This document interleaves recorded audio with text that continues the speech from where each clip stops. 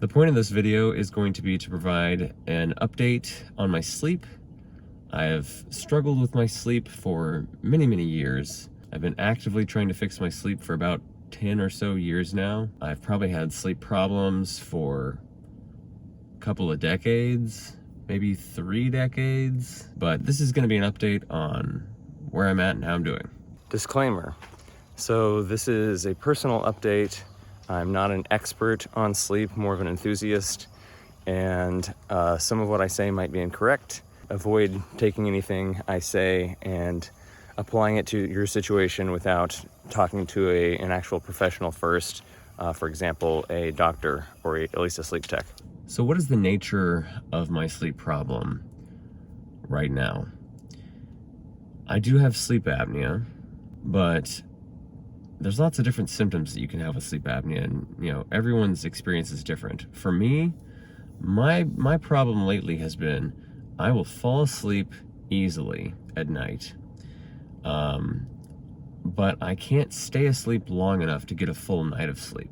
I will wake up after 4 hours, 5 hours, maybe 6 hours on a good night, but it's usually 4 or 5 hours. And then I'm very awake, and it takes me hours to get sleepy enough to then fall back asleep and to finish out my night of sleep effectively. So on a nearly daily basis, I am faced with this choice of, okay, I went to bed, I woke up spontaneously too early, I've got 5 hours of sleep in me. Do I want to run on fumes all day because 5 hours of sleep is not enough? It might be enough, a night here, a night there, but if you are getting 5 hours of sleep every night, that's not enough. So do I run on fumes and not think as well and function as well and feel as good as I would, or do I take a nap for like 2 to 3 hours is my sweet spot, and I feel a lot better after the nap, but then I have I've napped from 10 a.m. to 1 p.m. or noon to 3. These are very inconvenient times to nap. They're not compatible with normal living, especially with kids. So that's kind of the conundrum. And then of course the other bad effect of napping is that when it comes time to go to bed the next night, if I've woken up at 3 p.m., I don't get tired on time. Then I've pushed back my bedtime, and then I'm, not getting enough sleep because I don't have enough time to sleep. So then I've got to get a nap the next day too. And so you get into this endless cycle of running on fumes and or napping. Well, most recently in July, I flew to Boston to have an in-lab sleep study done. And going into it, I thought, okay, there's 2 possibilities. One, I'm having pretty bad sleep apnea, and that's why I'm not sleeping well. Or 2, my sleep apnea is actually resolved, and maybe it's just a problem specifically with my brain, not with my airway. Which of the 2 is it going to be? But of course, life is confusing, and it was kind of a mixture of those, and maybe even a third option. So I did the in-lab sleep study, and I met with my doctor the next day to discuss the results. And he told me several things. So he said, 1, you do still have obstructive sleep apnea, but it's mild. So my AHI, my apnea-hypopnea index, was 6, which is just over that threshold of 5. And this number means that 6 times an hour, I was having breathing events. In my case, they were mostly hypopneas, almost entirely hypopneas. The next thing he told me is that, yes, I have obstructive sleep apnea still, but to his eye, the bigger issue was that I was moving my limbs an average of 27 times per hour. It seems like it's mostly my feet and my legs, but my hands and arms might be also involved. It's not totally clear to me. But 27 times an hour, of course, that's kind of a lot. And so the question there is, how much is this impacting my sleep? What's causing these limb movements? Are they a result of a breathing issue? He tried to assure me that these limb movements are separate from breathing issues, but when you get into the details of how people score sleep studies, it gets pretty technical, or at least pretty arbitrary. And so I have to wonder if these limb movements that he said were separate from my breathing events, if they're truly entirely separate, or if there is some overlap, at least for some of them. And I don't know the answer to that question. The next question with regard to the limb movements is, if they're not happening as a result of a breathing issue, if they're truly independent of any airway problems, then what is causing them? He said they can be caused by certain medications, but the medications that I'm on should not be causing them. They're not typically known to do that. The other thing he told me is that in addition to these limb movements, I was moving a lot during REM sleep specifically. He said I almost met the criteria for REM behavior disorder, which is a problem where, normally when you're in REM sleep, your body is paralyzed intentionally so that you don't act out your dreams and do dangerous things in your dreams. And apparently I was having some movement often enough that he said that I almost met the criteria for REM behavior disorder. One thing that caught my eye when I went back and looked at the report that we didn't talk about was the fact that I only got 10 minutes of deep sleep. You might be wondering, how much deep sleep does a normal, healthy adult need, or should they get per night? And the answer apparently is about 1 to 2 hours. If you can get 2 hours, it sounds like you're knocking it out of the park. If you can get 1 hour, that's, about what you should be getting on the lower end, maybe 50 minutes. So the fact that I got 10 minutes of deep sleep concerned me. And in my previous in-lab sleep study, which was years ago and prior to one of these 2 surgeries that I had for sleep apnea, I only got 1 minute of deep sleep.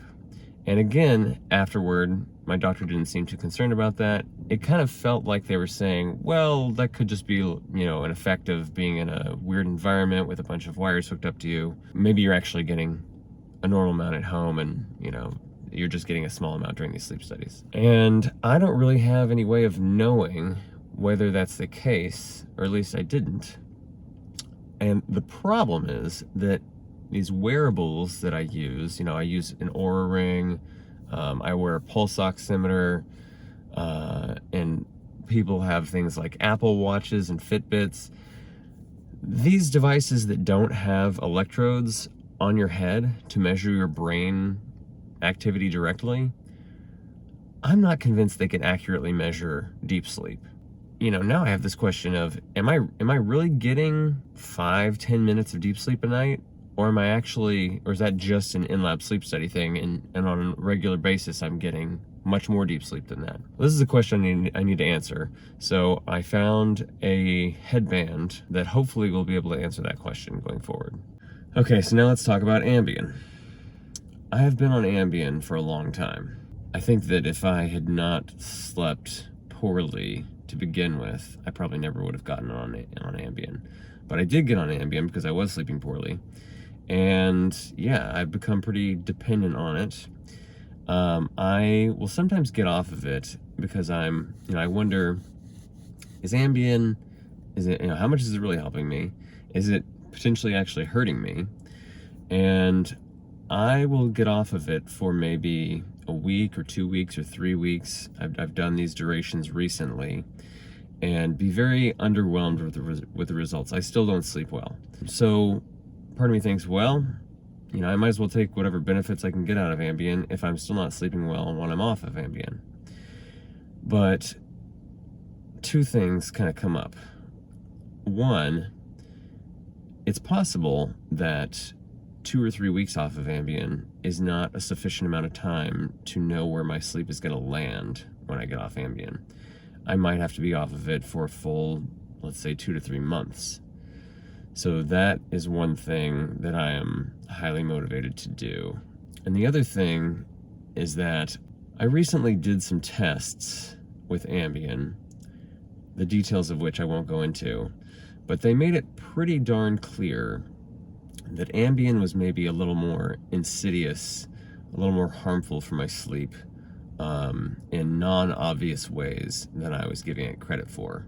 Now, that being said, I had all kinds of sleep problems before I started Ambien at all, so it's not realistic to expect that my sleep problems will all be resolved if I get off Ambien, even for an extended period of time. But it still could be the case that it's better for me on the whole to be off of it than on it. All right, so where does all this leave me? What am I gonna do to finally solve this and get good sleep? Because I have to. There's no other choice. I have to be getting better sleep than this. Otherwise, I might as well just call the rest of my life a wash. So, one, I'm gonna get off Ambien for an extended time period and see what happens. An extended time period being at least 2 or 3 months. Hopefully it'll go well and it'll end up being longer than that. Two, I'm going to use an EEG headband at home on a regular basis to see how much deep sleep I'm actually getting. Because right now, I don't know if I'm normally getting 10 minutes of deep sleep or 40 minutes or an hour and a half. I have no clue. Three, I'm going to continue to record infrared time lapses of myself sleeping, so like night vision time lapses, so that I can quickly in the morning get an idea of how much I'm moving around in my sleep. Four, and this might be the most important thing, if you have sleep apnea, you need to treat the sleep apnea, especially if you're not sleeping well. So I'm going to continue to look for solutions to that. And the next thing that I have on the horizon is going to be meeting with a new doctor in October and finding out what my airway is like. Do I qualify for a certain surgery to try to make my airway larger? If I could get an invasive surgery that would improve my airway and, let's say, just reduce the number of breathing events by half, as long as I didn't have permanent damage from the surgery, I would do that. Even if it hurt a lot, even if it were expensive and required a long recovery time, I think people underappreciate how much just a few breathing events per hour of sleep. That doesn't sound like that much. But if you multiply that by every hour of sleep for the entire rest of your life, especially considering the fact that this only tends to get worse as a person gets older, the impact of that is astronomical. It's going to affect every part of your life. And the only question is, how much does it affect it? Is it, or is it hurting your life just a little bit on a daily basis? Or is it hurting it a medium amount? My sleep apnea, at least on paper, is mild. I certainly have nothing to complain about compared to a lot of people who are struggling with sleep apnea, at least after these 2 surgeries, which likely have helped quite a bit. But it's still there. And if I could take bold action to further reduce my sleep apnea, I'm going to do that. Okay, so that's all I've got for now. But I wanted to just try to get my thoughts out there and update people. I know a lot of people have expressed their support for my trying to figure this out, and I really appreciate it. It is one of these things where I simply have to continue pushing forward and trying to get better sleep, or at least get more of it, because what I am doing right now is not working. It's not sufficient. It's not enough. So wish me luck. Hopefully I can make some progress and provide future updates. And either way, I appreciate your concern and your listening. So thank you.